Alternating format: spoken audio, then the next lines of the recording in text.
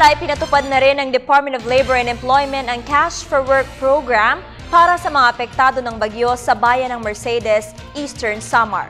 Para sa detalye, balitaan mo kami, Haji Kaaminyo. Sa mahigit isang linggo namin pagtutok sa bayan ng Giwan sa Eastern Samar, marami na kaming kwento ng inspirasyon at pagbangon na narinig. Marami na kaming taong nakasalamuha. Simple lamang ang buhay dito.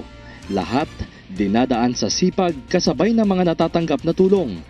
Maging ang inyong lingkod kasama ang aking mga crew, natutong makisalamuha at makisabay sa agos ng buhay ng ating mga kababayan dito.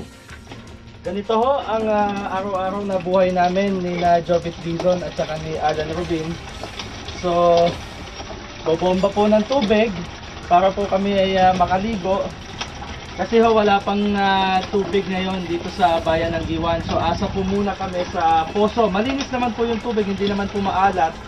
So, itong timbang ito, dalawang timba po ito actually, dadalhin po namin sa banyo para makaligo na po kami. Ganito po kami araw-araw ng mga kasama ko dito.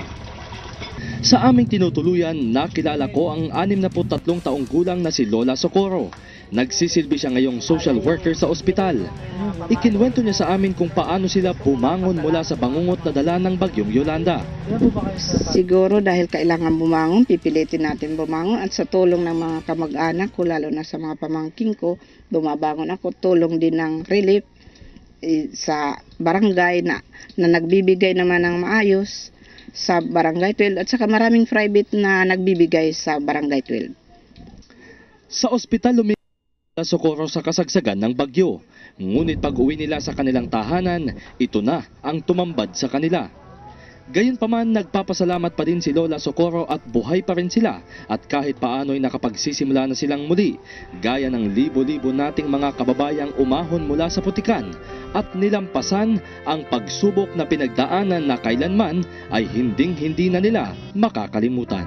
Mula sa Eastern Samar, kasama sina Jovit Dizon at Alan Rubin para sa Telebisyon ng Bayan, Haji Kaaminyo.